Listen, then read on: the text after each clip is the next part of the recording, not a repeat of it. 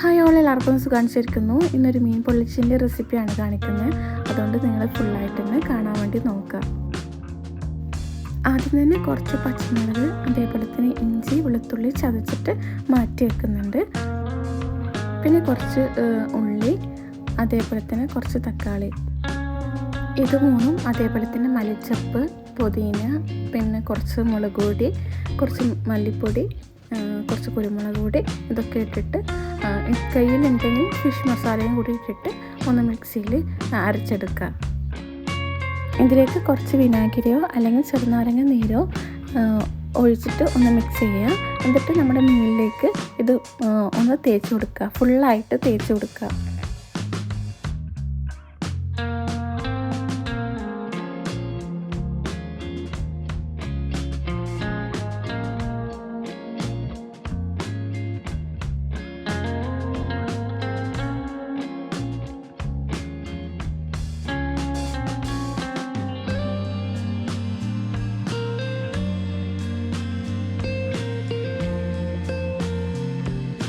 കുറഞ്ഞത് ഒരു 30 മിനിറ്റെങ്കിലും റെസ്റ്റ് ചെയ്യാൻ വെച്ചതിന് ശേഷം എന്ത് ചെയ്യുക, പിന്നീട് പൊരിക്കുന്നതായിരിക്കും കുറച്ചും കൂടി നല്ലത്. അപ്പോഴത്തേക്കും ഈ മീനിലേക്ക് മസാല ഒക്കെ പിടിച്ചിട്ടുണ്ടാവും.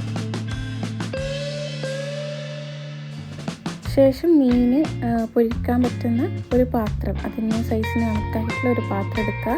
ആ പാത്രം ചൂടായതിനു ശേഷം അതിലേക്ക് വെളിച്ചെണ്ണ ഒഴിച്ചു കൊടുക്കുക. എണ്ണ ചൂടായി കഴിഞ്ഞാൽ അതിലേക്ക് കുറച്ച് കരിവേപ്പില ഇട്ട് കൊടുക്കുക.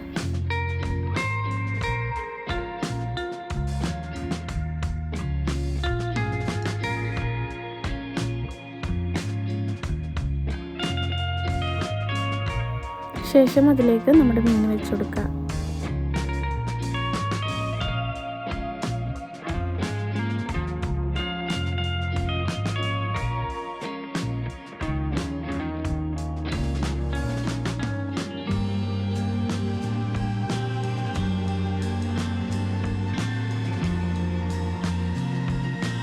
മീൻ ഫ്രൈ ആക്കിയതിന് ശേഷം അതേ ഓയിലിലേക്ക് കുറച്ച് സവാള ഇട്ട് കൊടുക്കുക. എന്നിട്ട് അതൊന്ന് വാടുന്നത് വരെ വഴറ്റി കൊടുക്കുക.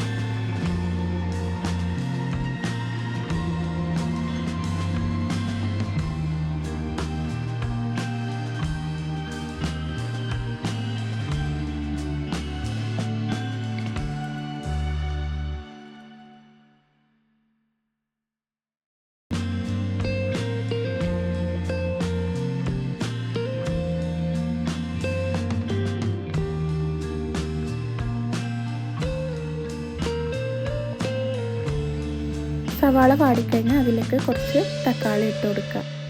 ഉള്ളിയും തക്കാളി നല്ലപോലെ വഴറ്റിയതിന് ശേഷം നമ്മൾ നേരത്തെ അരച്ച് വെച്ചതിൻ്റെ ബാക്കി മസാല ഇതിലേക്ക് ഒന്നിട്ട് കൊടുക്കുക.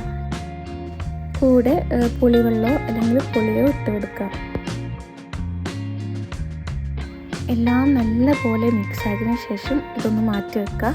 എന്നിട്ട് ഫോയിൽ പേപ്പറിലോ അല്ലെങ്കിൽ വാഴയിലയിലോ എന്ത് ചെയ്യുക, കുറച്ച് മസാല ഇട്ടതിന് ശേഷം അതിൻ്റെ മേലെ നമ്മൾ ഫിഷ് വെക്കുക. പിന്നെയും കുറച്ച് ബാക്കി മസാല ഫുള്ള് അതിലേക്ക് ഇട്ട് വെച്ച് മടക്കിയതിന് ശേഷം പിന്നെയും നിങ്ങൾക്ക് ആവിയിൽ വെക്കണമെങ്കിൽ ആവിയിൽ വെക്കാം. അതല്ലെങ്കിൽ നമ്മൾ നേരത്തെ മസാലയൊക്കെ വഴറ്റിയ ആ ഒരു പാനിലേക്ക് തന്നെ ഇതൊന്ന് ഇട്ട് കൊടുക്കുക. ഇടുന്ന സമയത്ത് കുറച്ച് ഓയിൽ അപ്ലൈ ചെയ്യാൻ വേണ്ടി നോക്കുക.